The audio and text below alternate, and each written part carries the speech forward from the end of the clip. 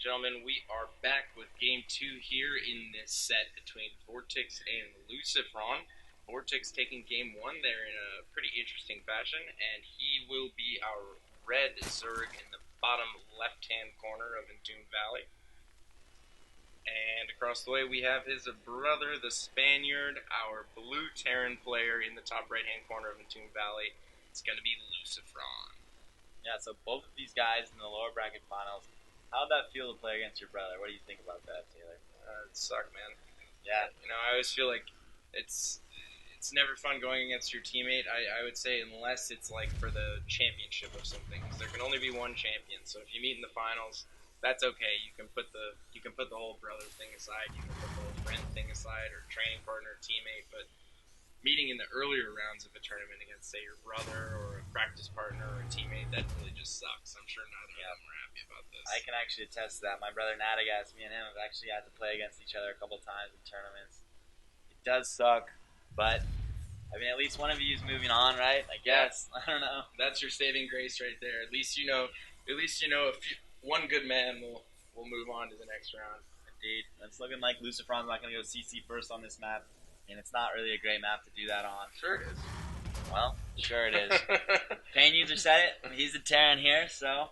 That's a great map to CC first on. I'm actually surprised that he didn't. I mean, generally, unless they're going for some kind of cheese, you will see a CC first. Or sometimes you'll see the 2 racks at the bottom of the ramp and then try and wall it off with 4 racks or just proxy 2 racks altogether. But I think, yeah, it was definitely forced. Cross spawns, judging by Vortix's scouting pattern there. Or he did send that Overlord to the I don't think so.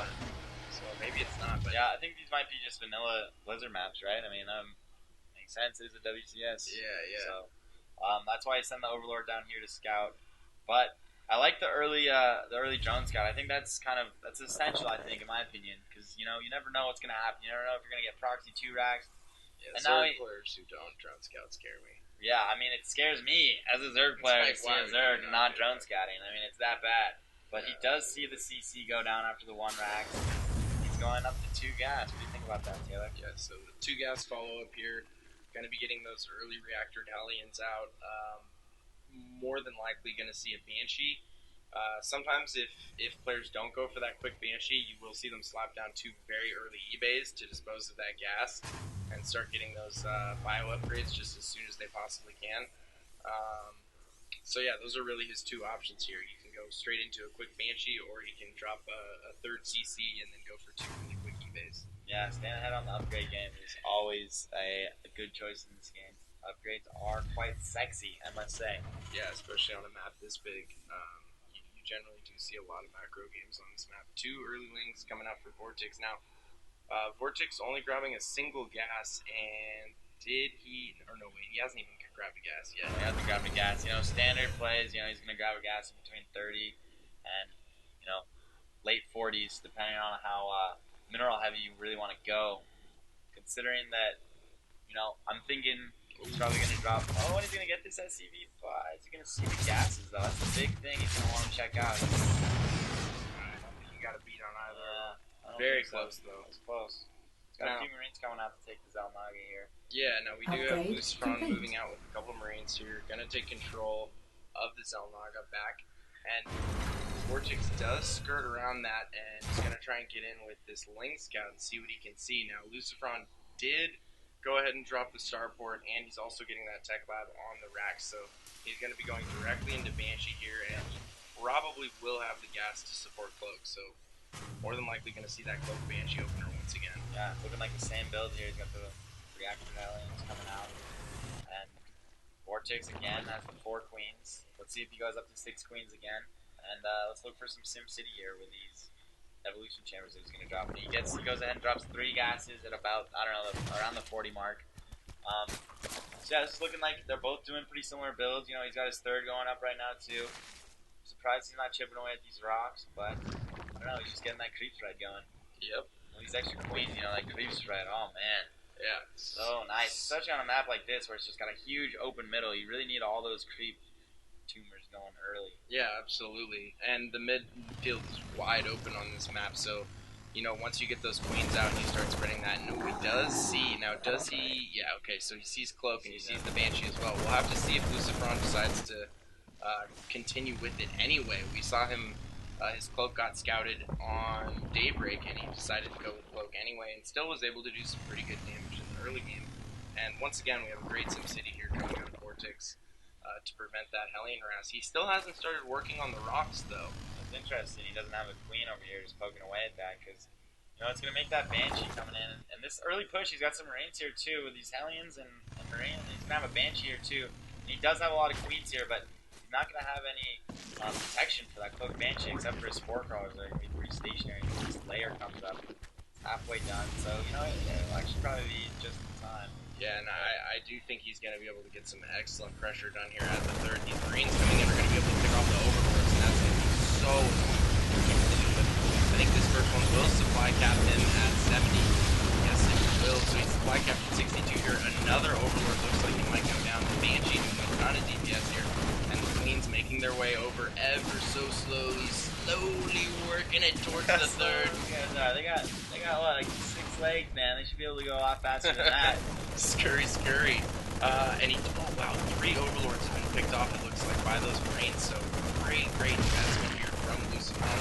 Supply capping Vortix multiple times, really just interrupting that Zerg macro in the early game so hard. And the Cloak is finished now, I believe. Oh yeah, it is done.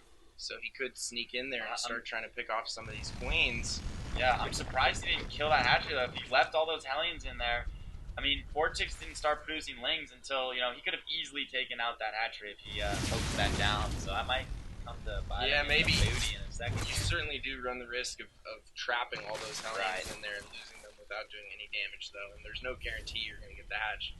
Hellions kind of tickle the hatch. The Banshee's really nice DPS to help get that down. And, ooh, nice job warding away those Banshees. So really, the Cloak investment here hasn't really paid off in full. He is going to send these Hellions towards the third, but I still think there's not that many drones there. He just transferred. He could catch that. He actually pulls out. He did have an opportunity right there to get a nice little drone barbecue going, but doesn't want to get surrounded there. He's got that little choke there too. It's already all creeped up now as well, so he's being safe with these Hellions. I kind of like it. Wow, Vortix still not working on the rocks. Yeah, that's very strange. I mean, he's got some idle lings here. I don't think he's definitely rocks down so you can start varying units back and forth, or Maynard. Here come the Hellions, a lot of lings taking damage right there, not too many going down. Vortix needs to be very careful with his lings right now. Yeah, and it's looking like this game a little bit more normal, you know. In the last game we saw a huge SCV lead from Lucifron about this time, but now this is more like the normal games we'll see against in DVT, where Vortix does have more drones than him, but then again, Lucifron does have his third up, and he also, you know, he has mules, so he does indeed. 13 mules coming out right now. 1-1 armor, just about to finish here for Lucifron, so well ahead in the upgrade game, because he's going mech. I think Vortix did finish 1-1 on his lings, if I'm not mistaken. So yeah, he's sitting at 1-1, so they're going to be tied, but then again, Lucifron's going for mech once again, trying to sneak in there and get some damage done on these lings. The Mutas will be able to do some damage to these Hellions as they retreat, but Lucifron does get an early beat on the Mutas now, so he's going to have time to prepare, and you see, he wasn't even microing those Hellions right there. He's worried about getting turrets up, he's worried about getting Thors out. Going to lose a few Hellions. Let's see what his infrastructure looks like. Got pretty good turret placement here. He's got good to go. He's got that Thor up too. Although, yeah, this mineral line, and look, those rocks, man, both of them, they just didn't take him out. Biting him in the ass right now. Look, he's got 2 Thors just waiting, but oh my god, if he gets to pick this CC off, that's huge. Yeah, I don't think he's going to get the orbital, but he's certainly causing all kinds of problems for Lucifron right now. He's not going to repair. He needs to repair that. Oh my god, he's going to get it. That's huge. No, is he going to go down? I don't think so. Wow, that was so close, man. In the deep red. God. Him and Adele were rolling in the deep. Somewhere. Now, a lot of SCVs going down here. Oh my goodness, so much harass being done, and that's just a handful of units that's here, and they're really just paying for themselves. They're taking a lot of damage on the way out here, so Quite a few Mutalisks did go down, but he denied mining at the third for quite some time. Almost forced a lift there, and no mining at the third. Does he have the gas mining again now? Because they got just now getting those SCVs back on gas, and every bit of gas is so important when you're going mech like this. And now sending these Banshees back in grass here at the natural, but I think Vortix is going to be all over this. I mean, he does have Spore Crawlers. He did have the Overseer nearby last time. He's going to get the drone kills through. He got not too much anti-air here. I mean, he should be here for that. But, and he gets the surround on all these Hellions over here. I think he had about 8 over there. So probably a nice round there by Vortix. I don't think he got too many link kills, but again, these Banshees just aren't really doing it this game for him. And he's got these Mutas. It's looking like he's just going to do a full transition into probably Infestors with some Ultras, maybe even Brood Lords again. Yeah, we'll have to see if he decides to go for that Greater Spire or if he decides to switch into Ultras. Ultra's pretty good on this map. You do have a lot of free open territory in the midfield. If you can get a good surround off with a few nice bungles, you can really swing the game in your favor just with that one favorable engage in the midfield. You generally want to catch the Terran player as he's pushing with his mech, and we have Lucifron once again kind of hitting with an early timing push with mech. Generally, you see players like to max out and then hit that, almost indestructible, kind of unstoppable force with their push. But Lucifron likes to go a little bit early, likes to try and catch them at their fourth, but I think Vortix has more than enough here to clean up this push, and if he does, Lucifron's going to lose all these tanks, all these Thors that he's invested so heavily in, and that could be disastrous for him. If Vortix gets a clean sweep here, which he may, and I like to put Bungle Energy. Here we go. Looks like Vortix is ready to make his move, and he does.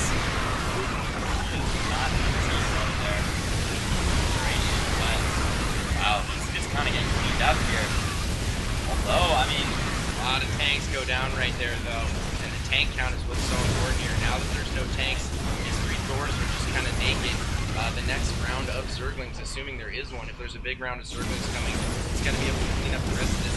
If he loses his fourth, though, I think it could be a worthwhile investment here for Lucifron. He's up on supply, and if he cleans up the fourth while taking the fourth of his own, he's going to be in a pretty good spot here, and it looks like Ultralisks are the tech of choice here from Vortix. Oh, did he leave the Raven bound? Okay, just brings the Raven back, using that to clean up a lot of this creep here. And he's really going to have to make something happen with these Ultras. We do have 7 Ultras about to hit the field. Adrenal Glands is also going to finish.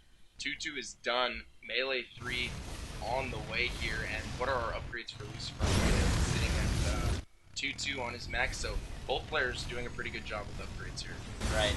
And I really do like Vortix's upgrade timings. He's teching really well. He's teching quickly. He has enough units to defend him.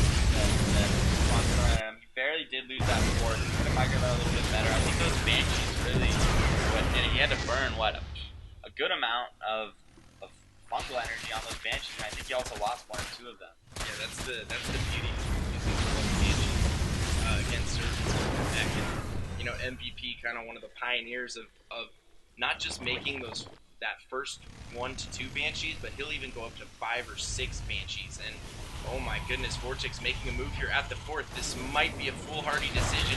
Great position here for Lucifron. It looks like Vortix is going for it. No, he decides to pull back there. Wise decision. And here we have the Banshees again, going in with Cloak, forcing all the energy and actually killing the Infestors, which is just so worthwhile. Makes things super difficult for the Zerg, man. And those Infestors are expensive, every one you lose, the Banshee's well worth it. Yeah, especially an energy, an Infestor with full energy, that's worth a lot. Yeah, it really is. Time, money. The Banshees really weren't doing him any good in the early game, but in the late game, he's actually been using them very efficiently. It really is. And he makes his move here, just slamming right into Lucifron, a little bit out of position here. I don't think he has enough to clean this up. He might have just enough, but he lost so many tanks, so many things going down as well, and just a very favorable engage right there for Vortix. And look at the supplies. Lucifron just plummeting. He's all the way down to 121 right now. Additional reinforcements streaming in for Vortix through the midfield. Only lings, but it might just be enough to do some serious damage here. He hasn't hit the SCP line just yet. He does sneak in there to the third and get some economic ground done. very scrappy game. Hellion run by going into the fourth tier for Lucifron. Both players just kind of crippling each other's economy right now. But who came up the best? I'm gonna have to go with Vortix. I don't think Lucifron got too many SCP kills. Although, yeah, now he's toasting. I mean, he's toasting. He's toasting away. He's throwing barbecue over here. So, it's a really close game yet again. And although up here in this engagement, those Ultralists caught that group of tanks all sieged up, all that AE damage coming out of the Ultralists, and the Thors were back here. The Thors were not soaking up any damage. So, I don't think he was necessarily going to go in for an attack, but when he saw all those tanks sieged up right here, he knew that was time to attack, and he just went in, cleaned up all those tanks easily, while the Thors weren't able to tank any of that damage. That was a great play there by Vortix. Yeah, I totally agree. He got a lot of bangs back after the goal. He's kind of in a position where he can start to throw his weight. These Banshees have just been doing such a great job all game long, picking off creep tumors, picking off drones where they can, picking off infestors. There's actually quite a few infestors right there that could have been a possibility for some harassment, but it looks like these Banshees will finally get caught here by these Corruptors and these Overseers, so we're going to lose all three of those Banshees. It looks like without getting too much done. No, he will save one. Now, Lucifron going to go ahead and try and take his fifth here. Vortix sitting on a healthy 5, it looks like, with a 6th on the way. Lucifron knowing this, splitting up some Hellions, sending them. Oh, does he even know about the 5th? I don't think he does, because he probably would have just ran by right there. May catch these drones in transit. Oh, those drones are going hero mode. Why are they going up here? I don't know. They're maybe going over here, but ships passing in the night, man. Yeah, that would have been an excellent pickup for Mr. Tanks. Look at all these tanks, man. They're just sitting out there. Just waiting for some To Ultras. die or something. I don't know, but he's got the Brood transition. He's got 9 Broodlords coming out right now. Ooh, and once again, with the Ultras and the Infestor support, this is going to be brutal. This is what happened to Lucifron in Game 1. He wasn't ready. He didn't have the infrastructure for the Broodlord switch. Well, it wasn't even a Broodlord switch, just the quick Broodlords. But now, this time, he does have 3 starports pumping away here. And they're not in the midfield. They're not near the Selmaga Tower in the middle of the map. But he has all of his tanks on siege. He's not paying attention here. Once again. Yeah, but you were right, it looks like. If he decides to chase here, he could finish off the rest of these tanks. But Lucifron's army is just really non-existent at this point. What does he have working on? A bunch of tanks, He's got anti-air is just insufficient right now. The crews are going to be able to shred through all this ground army. Meanwhile, he's hanging out with 6 Vikings. He just doesn't have enough anti-air. He doesn't have enough. He may be able to hold this engage. He has to kill all these Ultralisks. Here come the infested Terrans. Does he target fire the infestors? No, he doesn't. It looks like the infestors will be able to skate out of there, but he is going to take out all these Broods and the Corruptors as well. So many Vikings going down, though. Does he have enough to hold on here? More reinforcements streaming in for Vortix. The supplies dwindling for Lucifron. 171 for Vortix, 139 for Lucifron, but he is going mech. He does have his 5th base up and operational. We're sitting on 5 bases, Terran meching, and you can pull off 1 slot. Long enough. Eventually, the supply differential isn't the biggest deal in the world. Right, he's powering up, Super Saiyan levels right here, but he's going to have to hold on.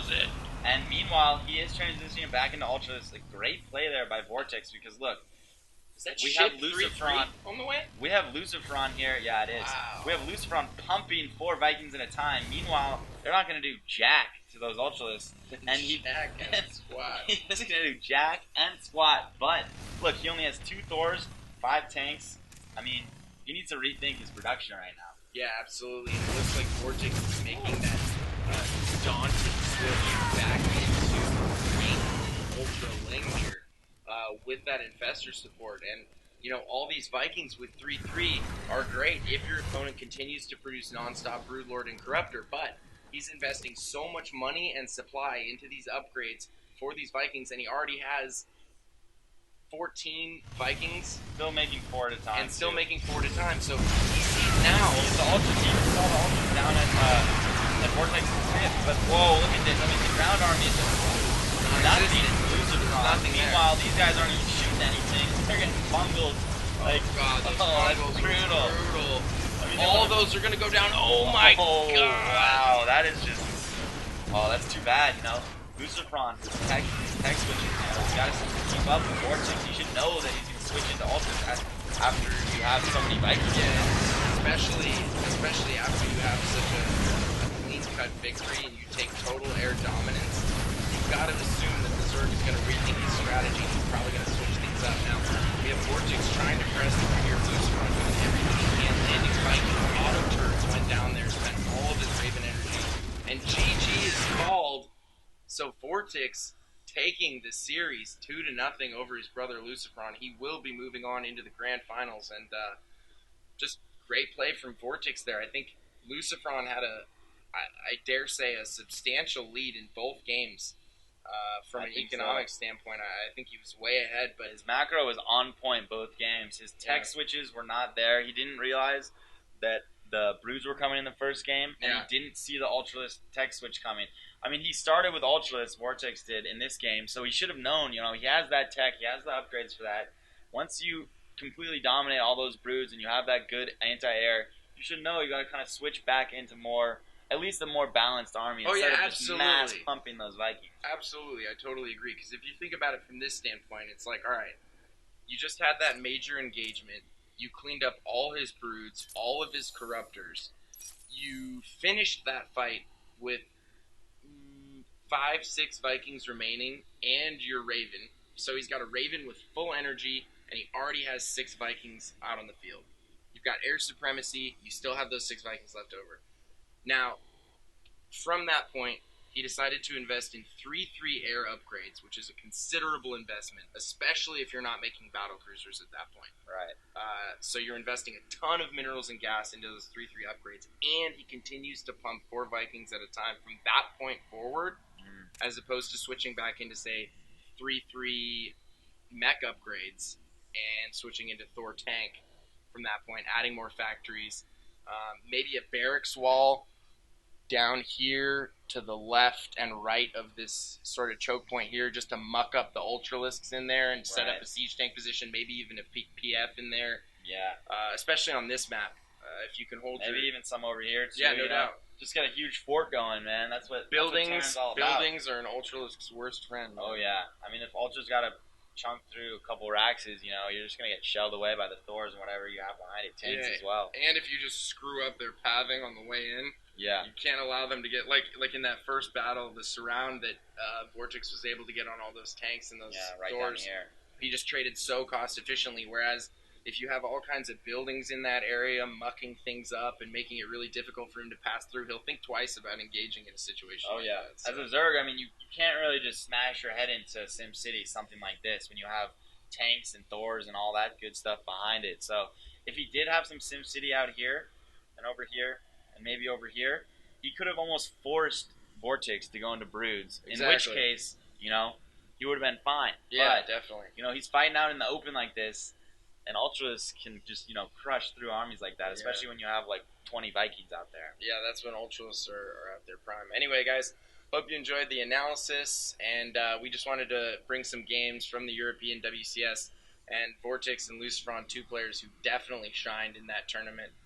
We're going to probably grab some other games from the same tournament and do some analysis of those. So hope you guys enjoyed the dual cast. Post any comments, concerns, constructive criticism in the comments, and we'll catch you guys next time. Yeah, thanks for watching.